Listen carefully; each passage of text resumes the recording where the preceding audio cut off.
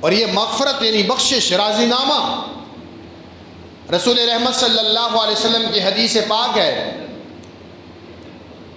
ویسے عام راتوں میں بھی سحری کے وقت کے بارے میں یہ بات ہے کہ اللہ آسمان دنیا پر متوجہ ہوتا ہے، اور شب قدر کے حوالے سے تو خصوصی طور پر یہ حضور نے فرمایا کہ اللہ خاص طور پر زمین والوں کی طرف متوجہ ہوتا ہے اور آواز لگاتا ہے۔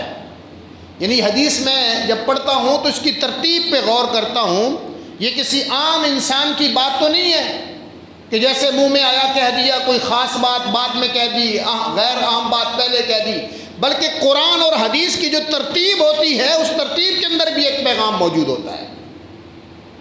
تو کیا آواز آتی ہے؟ اللہ آسمان دنیا پر ینزل اللہ تعالی الی السماء الدنیا، اللہ آسمان دنیا پر نازل ہوتا ہے، مطلب متوجہ ہوتا ہے، اس کی شان کے مطابق وہ زمین کی طرف متوجہ ہوتا ہے۔ اور سب سے پہلی پکار پتہ کیا ہوتی ہے؟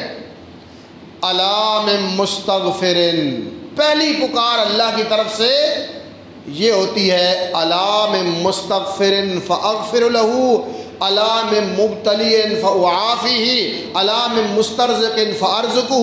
ہے کوئی گناہوں کے اندر مبتلا انسان جو اپنے گناہوں کی معافی مانگنے والا ہو اور میں اسے معاف کر دوں؟ ہے کوئی مصیبتوں اور دکھوں کا مارا کہ جو دکھوں میں مبتلا ہو اور مجھ سے اپنے دکھوں سے نجات کی دعا کرے اور میں اس کو نجات کا پروانہ دے دوں؟ ہے کوئی رزق مانگنے والا جس کو رزق کی تلاش ہو اور مجھ سے مانگے اور میں رزق دے دوں؟ تو اللہ نے رزق کو بعد میں رکھا، دکھوں اور مصیبتوں کو بعد میں رکھا۔ سب سے پہلے اللہ کے رسول نے فرمایا پہلی پکار کیا آتی ہے کوئی اپنے گناہ معاف کروانے والا جس کے گناہوں کو میں بخش دوں۔ تو یہ بات اسی طرح ہے، کسی بادشاہ کے دربار میں جانا ہو، کسی صاحب کے دربار میں جانا ہو، کچھ مانگنا ہو، کچھ لینا ہو، کچھ حاصل کرنا ہو، اور وہ شخص آپ سے ناراض ہو اور اس کے ساتھ تعلقات خراب ہوں، تو عقل یہ کہتی ہے کہ پہلے بندہ راضی نامہ کرتا ہے، معافی مانگتا ہے، سوری کرتا ہے، اور اس بندے کو اپنی طرف متوجہ کرتا ہے کہ جو ہو گیا سو ہو گیا، میں اب آ گیا ہوں سر، آپ کے پاس آ گیا ہوں، آپ ہی میری مدد کر سکتے ہیں۔ تو اگر کوئی ناراض ہی بندے کے پاس چلا جائے تو وہ کہے گا یار جا دفع ہو جا، تیرے سے تو میں بات ہی نہیں کرتا، تو کہاں آ گیا؟ یہ دنیا کی بات کر رہا ہوں۔ تو گویا جب دنیا میں کسی سے مانگنا ہو اور لینا ہو تو پہلے اس کو راضی کرتے ہیں، تو کائنات کا بادشاہ سے جب ہم نے مانگنا ہے تو وہ بادشاہ بھی کہتا ہے میرے دروازے سے آنے سے پہلے اپنے گناہوں کی معافی تلافی کروا کے آؤ۔ وَسَارِعُوا إِلَىٰ مَغْفِرَةٍ مِّن رَّبِّكُمْ وَجَنَّةٍ عَرْضُهَا السَّمَاوَاتُ وَالْأَرْضُ أُعِدَّتْ لِلْمُتَّقِينَ۔ اب رب العالمین نے کہا اس جنت کے لیے کوشش کرو جو زمین و آسمان پر پھیلی ہوئی ہے، عرضها، اس کی وسعتیں، اس کی پیمائش۔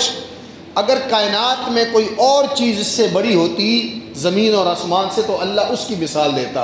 مفسرین نے کہا ہے کہ اس کا مطلب یہ ہے ایسی جنت کے لیے دوڑو، ایسی جنت کے لیے کوشش کرو جس کی وسعتوں کا کوئی ٹھکانہ اور حساب ہی نہیں ہو سکتا۔ اللہ اکبر۔ یہاں کنال 10 کنال 20 کنال کا مکان بنانے کے بعد بھی انسان کو سکون نہیں ملتا، خوشی نہیں ملتی، کیونکہ خوشی میں عرض کرتا رہتا ہوں کہ پیسے اور دولت کا نام نہیں ہے۔ لوگ سمجھتے ہیں کہ پیسے آ جائیں گے، گھر بڑا ہو جائے گا، کوٹھی اور بنگلہ بڑا ہو جائے گا تو شاید ہمارا لائف سٹائل بہتر ہو جائے گا، خوشیاں آ جائیں گی، پریشانیاں کم ہو جائیں گی۔ ابھی پچھلے ہفتے کی بات ہے، یعنی اسی ہفتے کے شاید، دنیا کا امیر ترین بل گیٹس، مائکروسافٹ کمپنی کا جو مالک ہے امریکہ کا، اس نے بیوی کو 27 سال کے بعد طلاق دے دی ہے۔ 27 سال بعد جو دنیا کا امیر ترین فرد ہے اور 100 ارب روپے، یہ 100 خرب روپے، سر ہمارے کرنسی ہے، 100 خرب روپے اس کی بیوی کو طلاق کے بعد ملے۔ تو وہ ایک چینل والا دیہاتی لوگوں سے پوچھ رہا تھا جی کہ وہ اس نے بیوی کو طلاق دے دی ہے، تو لوگ کہتے ہیں بڑی زیادتی کی تھی، جو خرچہ نہیں دینا ہوتا سی، وہ خرچہ نہیں پورا کرتا اسی طرح طلاق دیتی سی نا، نہیں بڑی زیادتی کی تھی بل گیٹس نے، خرچہ تو دینا چاہیے تھا بیوی کو۔ اللہ کے بندوں خرچے کیا، وہ تو ہر سیکنڈ میں کہتے ہیں $10 اس کی آمدن میں اضافہ ہو رہا ہوتا ہے ہر سیکنڈ میں۔